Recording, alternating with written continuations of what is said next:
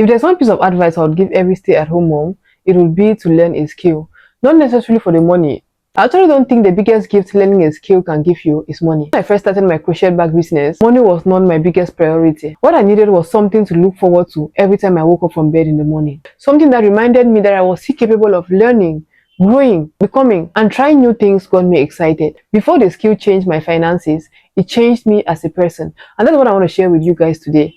That sometimes the first step towards rebuilding your life isn't making more money. It may just be for you to first of all find something that makes you excited to get out of bed every morning. Before someone else says it, when I say stay-at-home moms should learn a skill, I'm not saying motherhood is not enough. I have 4 kids, so I know firsthand what raising children as a stay-at-home mom looks like. Raising kids is one of the hardest and most meaningful jobs in the world. I'm just saying that while raising these children, while raising our kids, we need something that quietly reminds us that there is more to our purpose in life, or there is more to us than just raising kids.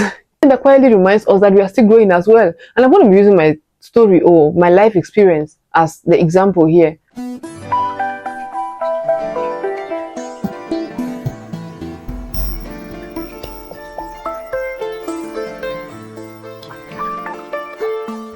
Hi everyone, if you're new here, my name is Elvin, but the people here call me Skilled Elvin. I'm a creative entrepreneur, an environmental engineer, a mother to 4 beautiful kids, and this is my little corner of the internet where I share my life's experiences, lessons life has taught me so far, and the opinions I've formed along the way.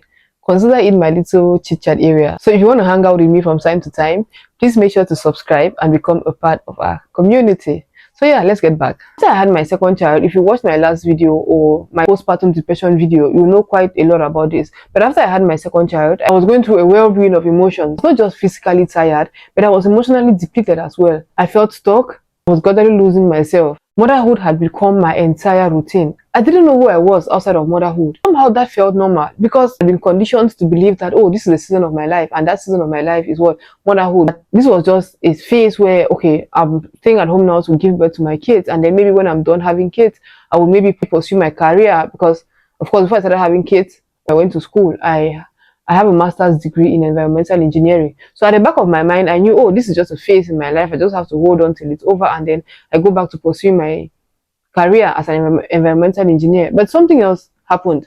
While I was going through all of this, a friend of mine posted on her status. She posted her friend. My friend at the time was in Rwanda, right? So she posted her friend on her status, and she said, this is someone you can talk to about just anything. She's like a therapist.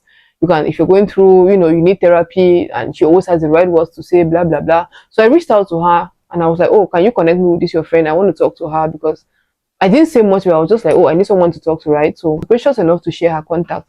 And then this girl and I started talking. She's a mother as well. She has a son, so quite a number of things I was saying she could relate with at the time, you get. So we started talking. I would tell her about everything I was going through, and I spoke a lot about that in my previous video. I don't want to go too detailed about that, but yeah, out of nowhere, I still always remember how randomly she said this. Because of course in our conversation, she mentioned the fact that maybe if I had something else doing apart from, just being at home with the kids, it would be able to get my mind off things, and I would not be feeling the way I was feeling at the time. So just randomly, she asked me if I knew how to crochet.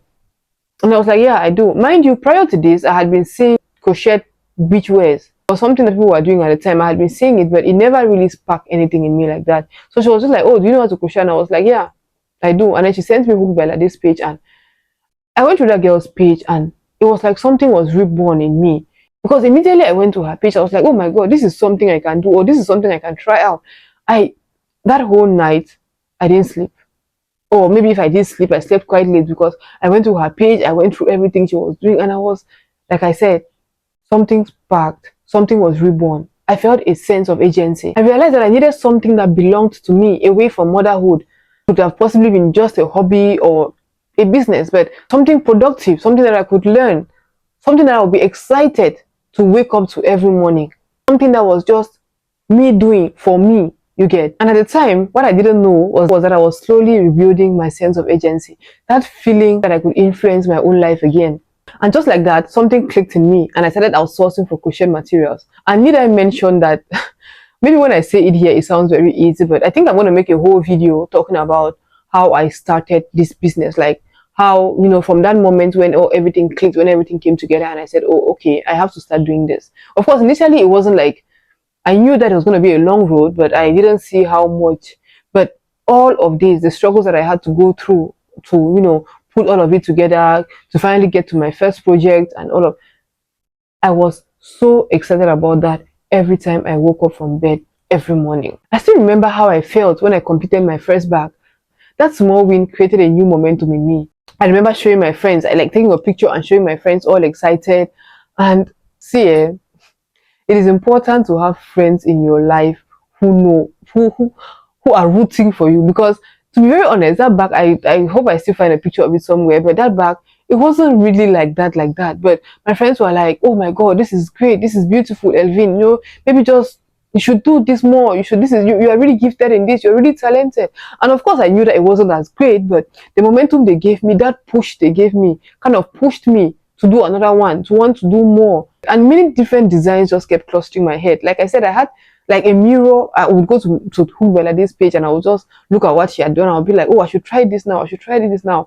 And there was just that whole excitement. Even though the bag wasn't as perfect, people always think confidence comes first.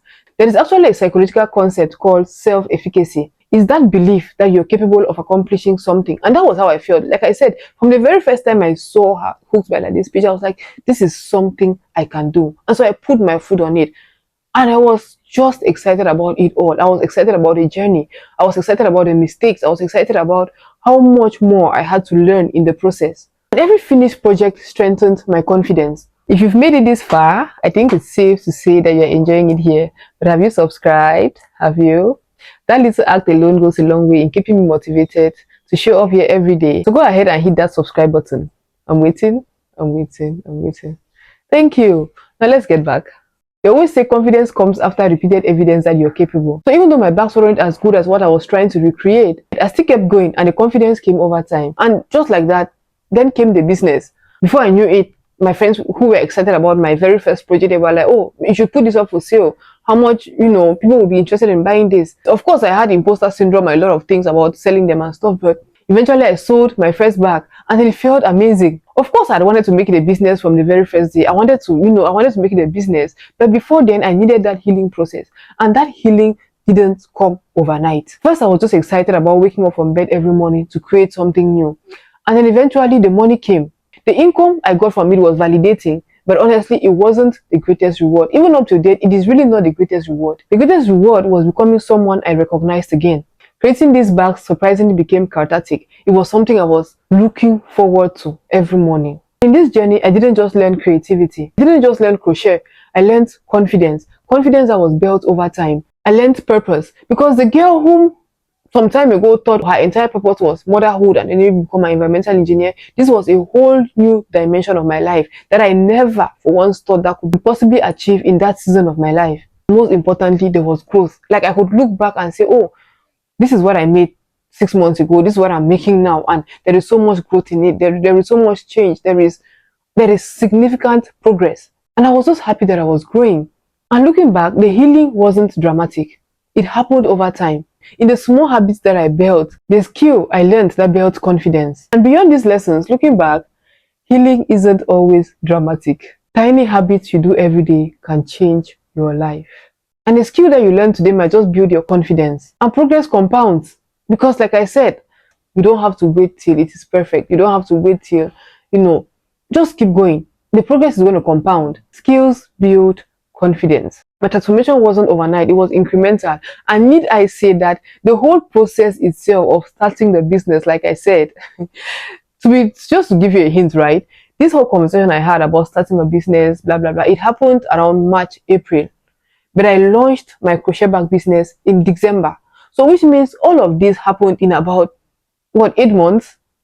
It wasn't overnight. There was a lot of healing. There was the confidence, every other thing.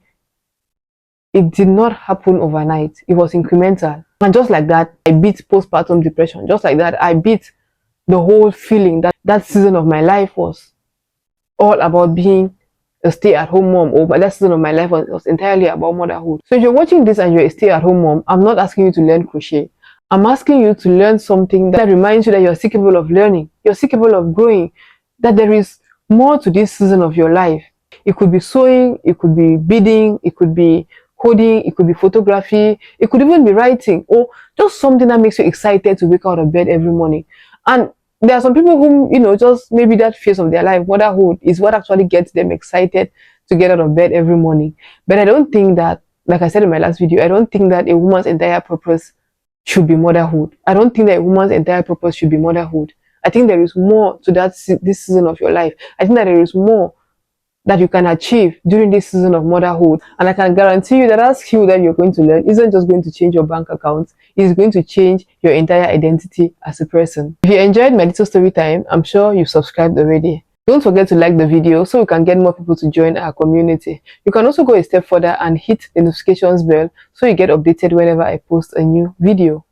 I'll see you again next week. Same place, same time. Bye bye.